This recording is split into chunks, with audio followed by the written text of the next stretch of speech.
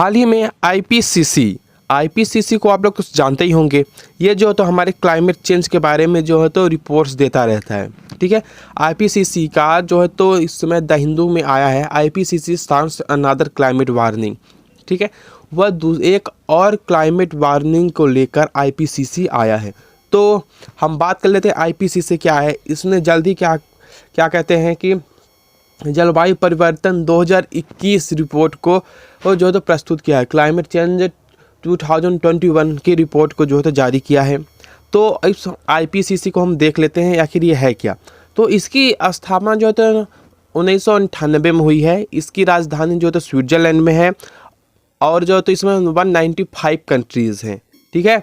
और जो तो इसकी स्थापना जो तो WMO वर्ल्ड मेट्रोलॉजिकल डिपार्टमेंट द्वारा की गई थी। तो इसलिए जो है तो विभिन्न तरीके से जो है तो अपनी रिपोर्ट देता है विभिन्न तरीके के आधार पर। जैसे कि एक हो गया कि तापमान में वृद्धि, ठीक है, मतलब कि जो धरती का तापमान है, टेम्परेचर है, वो 1.5 डिग्री सेल्सियस जो है तो बढ़ रहा है, ठीक है।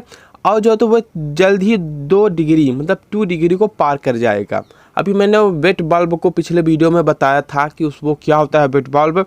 और उसी तरह जो है तो जो करंट टेम्परेचर है उससे 2 डिग्री और ज़्यादा आगे बढ़ जाएगा। इससे क्या होगा, गर्मी बहुत ज़्यादा बढ़ जाएगी, ग्लेशियर के बर्फ पिघलेंगे और जो है तो इससे क्या होगा कि जो कोस्टल एरियाज हैं वो डूबने की उनकी आशंका बहुत ज़्यादा है कि वो डूब सकते हैं, छोटे छोटे द्वीप डूब सकते हैं। जो तो रिपोर्ट में ये भी बताया गया कि यह जो पिछला 10 साल बीत गया है, ये जो पिछला 10 साल बीत गया है वो अब तक का जो तो सबसे गर्म दशक था, वो सबसे गर्म जो है तो साल थे, ठीक है।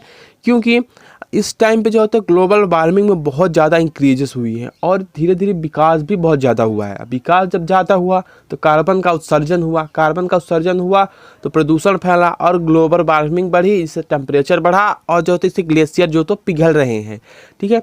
और जो तो लेखक का कहना है कि 2 से 5वां हिस्सा दुनिया का 2 से 5वां हिस्सा उस एरिया में रहते हैं जहां ऑलरेडी टेम्परेचर जो है तो 1.5 डिग्री से ऊपर है, ठीक है। 1.5 डिग्री से टेम्परेचर जो तो ऑलरेडी ऊपर है सामान्य टेम्परेचर से, ठीक है।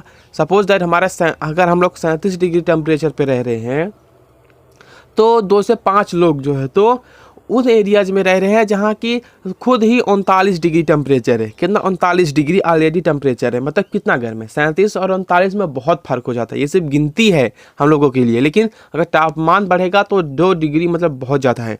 और अब जब आप आशंका ये जताई जा रही है कि ये 1 डिग्री 5 से 2 डिग्री और ज़्यादा आगे बढ़ जाएगा। 2 डिग्री और ज़्यादा आगे बढ़ जाएगा मतलब 41 डिग्री सेल्सियस तापमान हो जाएगा। 41 डिग्री सेल्सियस तापमान एक बहुत बड़ी बात होती है। और इसी तरह जो है तो लेखक ने कार्बन डाइऑक्साइड पर अराजकता जताई है कि कार्बन डाइऑक्साइड जो है तो अत्यधिक मात्रा में जो है तो वायुमंडल में फैल गई है।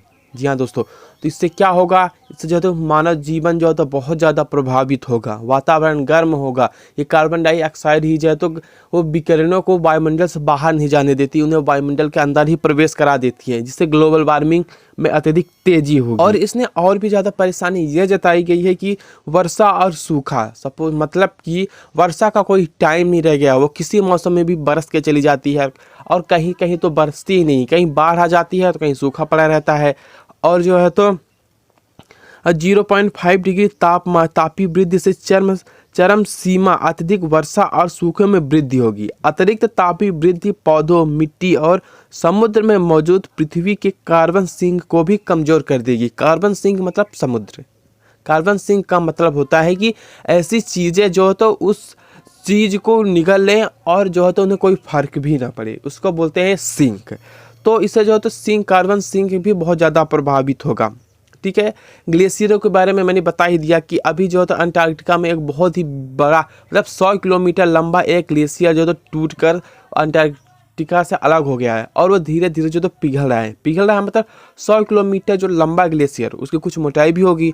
वो पिघलेगा तो कितना ज़्यादा पानी जो है तो समुद्र में और जो है तो डाल देगा, समुद्र में जल की भी वृद्धि तो होगी उस ग्लेशियर से। ठीक है दोस्तों, अब हम थोड़ा देख लेते हैं कि भारत में इसका क्या इम्पैक्ट पड़ रहा है। भारत में ये इम्पैक्ट पड़ेगा कि भारत में जो गर्मी का मौसम है जो करंट टाइम पे चल रहा है वो लंबा तक खींचेगा। मतलब गर्मी का जो तो करंट टाइम है वो लंबा हो जाएगा। अभी जो 2 महीने तक गर्मी अच्छे से पड़ती है, सब हमारे 3 महीने और वो 4 साढ़े 4 महीने तक गर्मी पड़ेगी। मानसून में भारी गिरावट आएगी क्योंकि इस टाइम पे एरोसोल भी वायु में बहुत ज़्यादा फैल गए हैं। एरोसोल का मतलब होता है कि छोटे छोटे कण, चाहे वो ज्वालामुखी से निकले हुए हों या फिर फैक्ट्रियों द्वारा निकले हुए धुएं के साथ वो छोटे छोटे एरोसोल जो है तो वो जो है तो वायुमंडल में बहुत ज़्यादा फैल गए हैं। इससे जो है तो मानसून बहुत ज़्यादा प्रभावित है। तो आप लोगों को पता ही है कि भारत में वर्षा जो तो मानसून के कारण ही होती है। और इसके साथ साथ जो है तो हमारे जो हिंद महासागर, अरब सागर और बंगाल की खाड़ी, इनका टेम्परेचर भी बहुत ज़्यादा हाई हो गया है। टेम्परेचर हाई होने से क्या होता है कि ये जो समुद्री इकोसिस्टम है, जो मरीन वाटर इकोसिस्टम है, वो बहुत ज़्यादा प्रभावित हो रहा है। इससे जो तो सतह की जो तल जो ऊपर की उथले पानी की जो मछलियां हैं वो धीरे धीरे दूर होती जा रही हैं, वो तथा मर जा रही हैं। इससे क्या होगा कि मछुआरों की जीवन शैली में भी बहुत ज़्यादा प्रभाव आएगा। और साथ ही साथ हम बात कर लेते हैं नेट जीरो कार्बन एमिशन की। तो 2050 तक बहुत सी कंट्रीज़ ने अपने जो तो कार्बन एमिशन को ज़ीरो करने की बात की है, लेकिन भारत का जो है तो 2070 गया है। इसी तरह बहुत सी कंट्रीज़ का 2090 तक गया है। ठीक है, तो कार्बन को जितना ही ज़्यादा कम करेंगे ना, उतना ही ज़्यादा हम लोगों के लिए बेनिफिट रहेगा। यहाँ तक कि कार्बन को जीरो के जो नज़दीक लाना चाहिए, नेट जीरो को एकदम जीरो कर देना चाहिए, कार्बन उत्सर्जन को जीरो कर देना चाहिए। मतलब कि हमें पूर्णतः सीएनजी का उपयोग करना चाहिए, जैव ईंधन का उपयोग करना चाहिए।